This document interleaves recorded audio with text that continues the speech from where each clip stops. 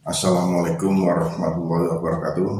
Selamat berjumpa lagi dengan saya, Marsudi Prahara. Hari ini kita akan belajar IPA. Di pertemuan kali ini kita akan mempelajari yaitu tentang materi pemanasan global atau biasa disebut dengan global warming. Tentunya kita dalam masa-masa saat ini kita banyak merasakan gerah atau panas, baik itu di siang hari maupun di malam hari. Hal ini disebabkan karena apa? Hal ini disebabkan karena cuaca yang tidak menentu. Nah, cuaca saat ini berbeda dengan cuaca tahun-tahun dulu. Kalau tahun dulu, ini antara musim kemarau dan musim penghujan ini lebih seimbang. Ya. Namun untuk saat ini, durasi dari musim kemarau ini lebih panjang dibandingkan dengan musim penghujan. Akhirnya dalam kehidupan sehari-hari kita akan terasa panas. Nah, tentunya bagi kita akan bertanya-tanya, apa sebenarnya yang mengakibatkan cuaca jadi seperti ini? Orang-orang mengatakan bahwa cuacanya saat ini adalah cuaca ekstrim, ya. Panas ya panas, dingin, waktunya hujan ada panas, waktunya panas ada hujan, ya. Ini kadang-kadang cuacanya jadi tidak menentu. Nah, tentunya hal ini ada penyebabnya. Penyebab dari hal tersebut ini adalah apa yang disebut dengan efek rumah kaca atau biasa disingkat dengan ERK. Nah, untuk itu bagaimana sebenarnya efek rumah kaca ini? Saya akan membuat sebuah ilustrasi. Ilustrasinya yaitu sebagai berikut. Umpamanya kita berada di dalam sebuah mobil. Mobil tentunya samping kiri, kanan, depan, belakang ini ada kacanya. Nah, kaca-kaca ini tertutup. Di siang hari panas matahari ini datang menembus kaca. Nah, menembus kaca, kemudian kita yang ada di dalam mobil ini terasa panas, ya, terasa panas. Kenapa kita kok terasa panas di dalam mobil? Hal ini disebabkan karena panas yang datang dari sinar matahari ini terperangkap di dalam ruangan mobil kita, tidak bisa keluar. Hal ini karena semua kaca yang ada di dalam mobil dalam keadaan tertutup, ya. Akan terasa segar dan dingin apabila kaca dibuka. Nah, seperti itulah gambaran dari efek rumah kaca. Jadi dari ilustrasi itu dapat kita ambil sebuah gambaran, ya. Kita ambil sebuah gambaran bahwa kalau kita berada dalam ruangan tertutup, kita akan terasa panas. Hal ini disebabkan karena panas yang dari luar masuk terperangkap dan panas yang dari dalam ini juga terperangkap tidak bisa keluar.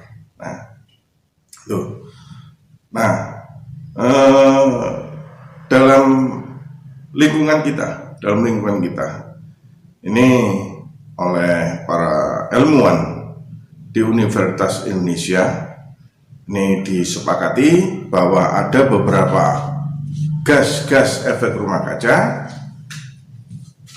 yang dapat menimbulkan efek rumah kaca. Apa saja?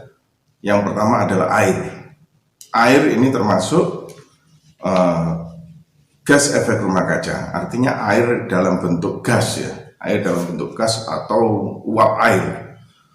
Nah, butiran-butiran uap air ini juga termasuk sebagai gas efek rumah kaca. Artinya uap air yang ada di atas udara kita itu termasuk gas yang menutupi atau menyelimuti kita di muka bumi ini. Kemudian yang kedua, selain air, yaitu CO2 atau karbon dioksida.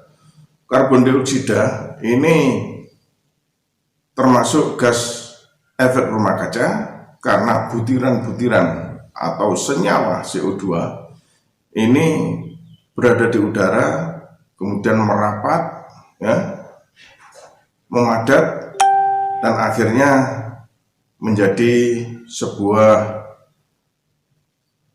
padatan atau melapisi muka bumi ini sehingga dapat memerangkap panas, ya. Nah, kemudian yang ketiga adalah ini ozon, ya, ozon. Gas ozon ini adalah O3.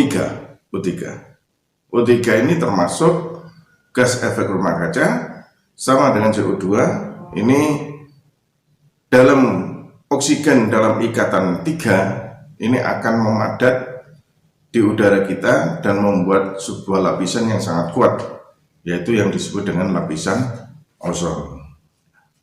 Kemudian yang berikutnya adalah gas metana atau NH4 ya. NH4 ini termasuk gas bio yang ditimbulkan atau yang dibentuk dari urean ya, atau hasil pengurean bakteri pada sisa-sisa makhluk hidup ya, seperti kotoran binatang, kemudian daun-daun yang telah lapuk dan lain sebagainya.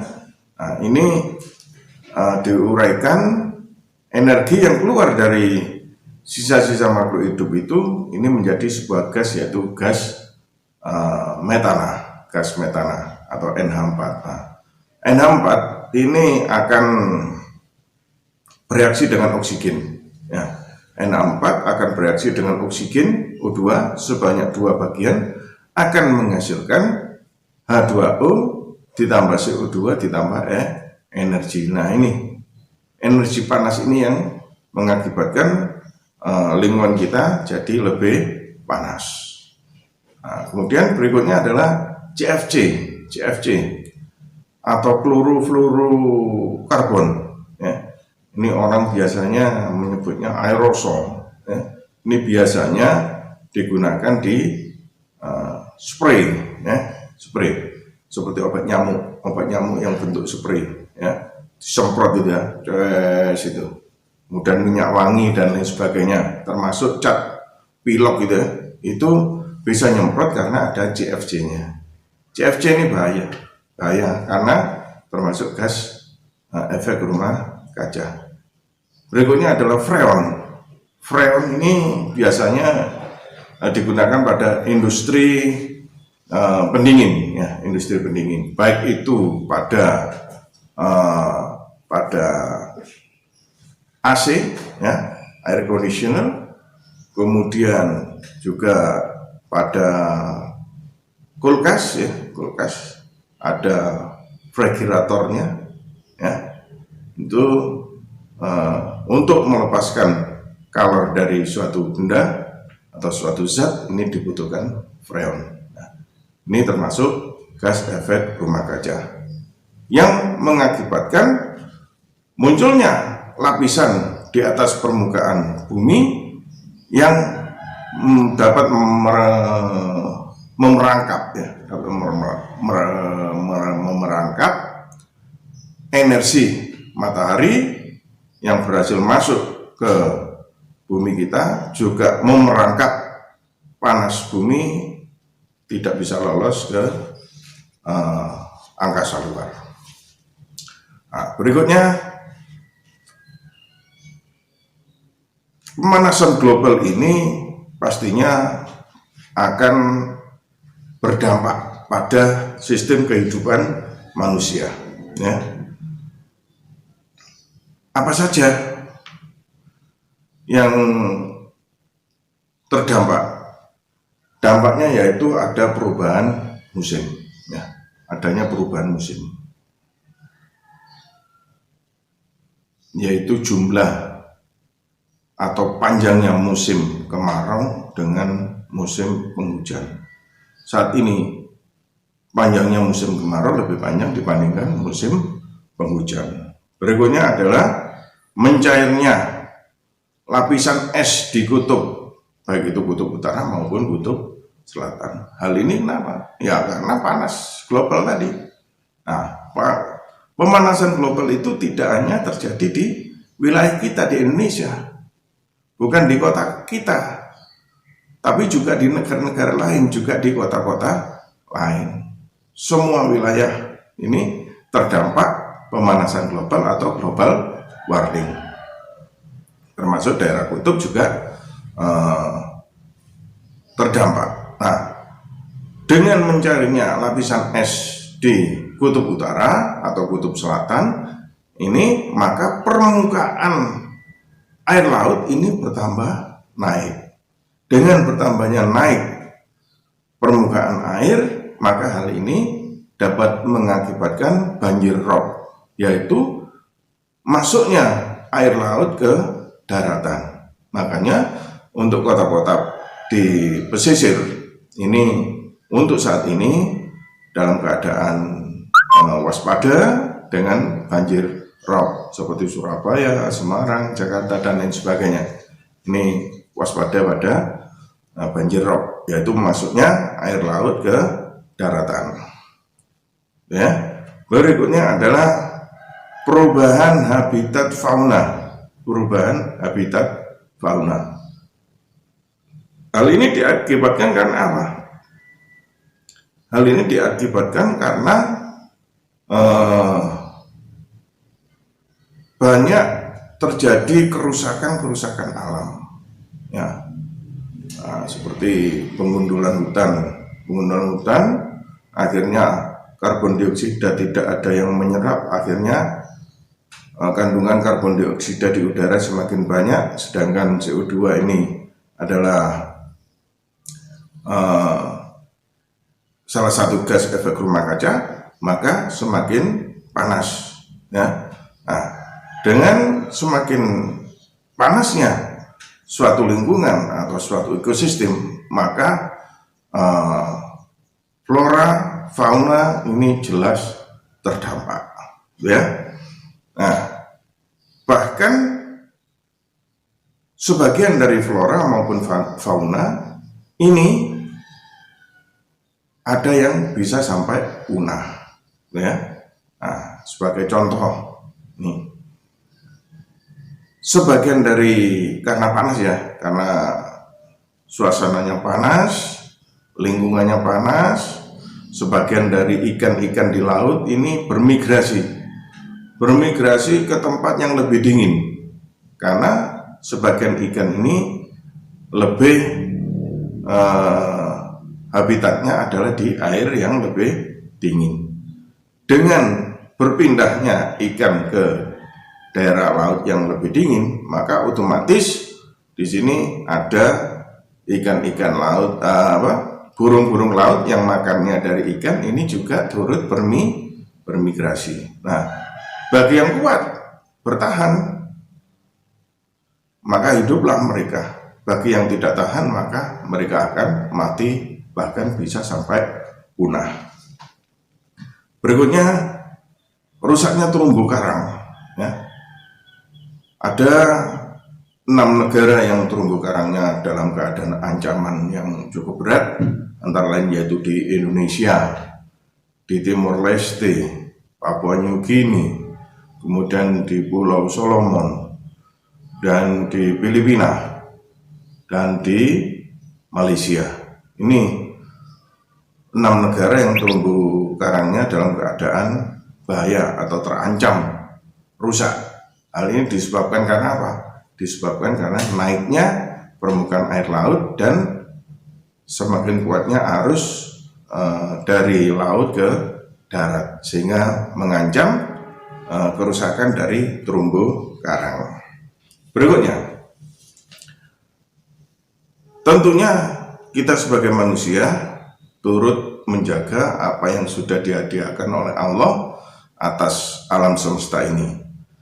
Karena alam semesta ini harus kita manfaatkan untuk kesejahteraan hidup kita. Maka kita harus melakukan upaya-upaya, harus melakukan suatu kegiatan di mana kegiatan itu harus bertujuan menyelamatkan lingkungan kita dari ancaman pemanasan global atau global warming. Apa saja yang perlu kita lakukan?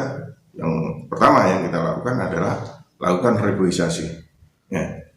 Kenapa harus kita lakukan reboisasi? Kalau kita berbicara masalah reboisasi, berarti kita berbicara masalah hutan. Hutan kita banyak yang rusak. Hutan kita banyak yang rusak. Kalau dulu dikatakan bahwa Indonesia ini adalah paru-parunya dunia, tapi untuk saat ini tanda tanya. Ya atau tidak? Karena apa? Karena hutan-hutan di Indonesia ini banyak yang dirusak, baik itu dirusak secara alamiah, rusak karena alamiah, karena ada banjir dan lain sebagainya. Ada juga rusak karena ulah manusia. Ada yang memang dirusak untuk perluasan kebun dengan cara dibakar, kemudian ada penebangan liar atau illegal logging, ya. Nah, yang jelas di sini terjadi perusakan hutan. Kalau hutannya sudah rusak, maka jumlah CO2 atau karbon dioksida semakin tinggi. Maka pemanasan global semakin mengancam kita. Maka kita harus segera melakukan reboisasi, yaitu menanam pohon-pohon di hutan. Hutan yang telah rusak kita perbaiki lagi dengan menanam bibit-bibit pohon untuk hutan, baik itu hutan heterogen maupun hutan homogen. Kemudian penghijauan. Kalau reboisasi itu di hutan, kalau penghijauan itu adalah di lingkungan kita sendiri. Nah, terutama paling tidak di rumah. Di rumah jangan biarkan kosong, tidak ada tanaman apa-apa. Minimal ada bunga-bunga hidup, bukan bunga-bunga plastik. Ya. Jadi kita harus sergap nanam tanaman. Ya. Untuk apa sih kita menanam tanaman? Kembali lagi bahwa tanaman itu menyerap CO2.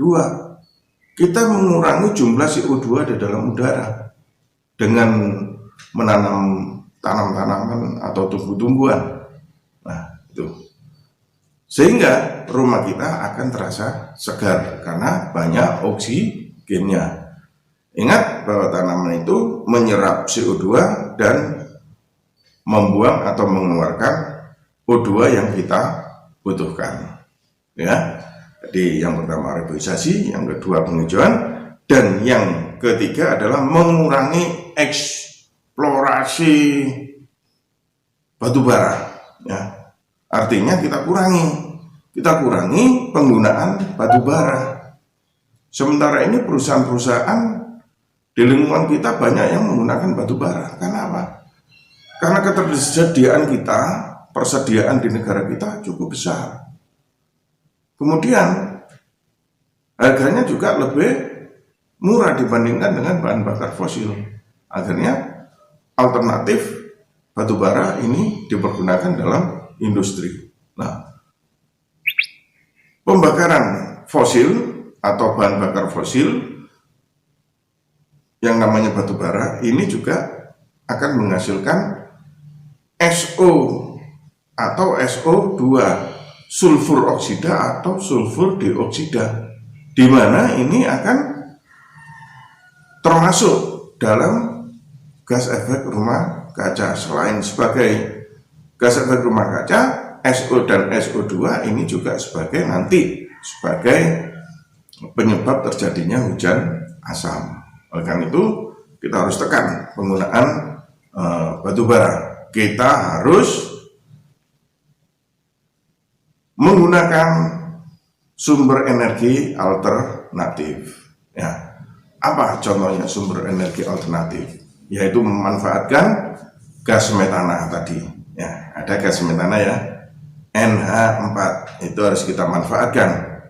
Yaitu kita buat biogas, di mana biogas ini bisa digunakan untuk masak seperti LPG, bahkan juga bisa digunakan untuk menyalakan lampu, sehingga kita bisa menekan biaya penggunaan bahan bakar, kebutuhan rumah tangga, bahkan kebutuhan listrik di rumah dengan memanfaatkan gas metana. Ini adalah salah satu sumber energi alternatif. Selain itu, kita juga bisa memanfaatkan sinar matahari. Ya, kita gunakan solar cell. Ya, solar cell. Kemudian kita juga bisa menggunakan kincir, baik itu kincir angin maupun kincir air. Ya. Nah, ini pemanasan global yang mengancam kehidupan kita, juga lingkungan kita. Oleh karena itu, himbauan dari saya, marilah kita peduli atas keadaan yang terjadi di sekitar kita, yaitu dengan adanya pemanasan global. Mari kita tekan terbentuknya gas-gas efek rumah kaca agar kita terhindar dari pemanasan global. Siapa lagi yang bisa berbuat kalau bukan kita mulai dari diri kita sendiri. Demikian pembelajaran kita tentang pemanasan global atau global warming. Jangan lupa nanti ada tugas-tugas yang harus dikerjakan. Silakan. Penugasan 1, penugasan 2 dikerjakan. Kalau ada latihan juga dikerjakan. Demikian. Kalau ada pertanyaan-pertanyaan, silakan dibuka. Saya buka pertanyaan di WA. Nanti kita tanya jawab di situ. Demikian, terima kasih atas perhatiannya. Wassalamualaikum warahmatullahi wabarakatuh.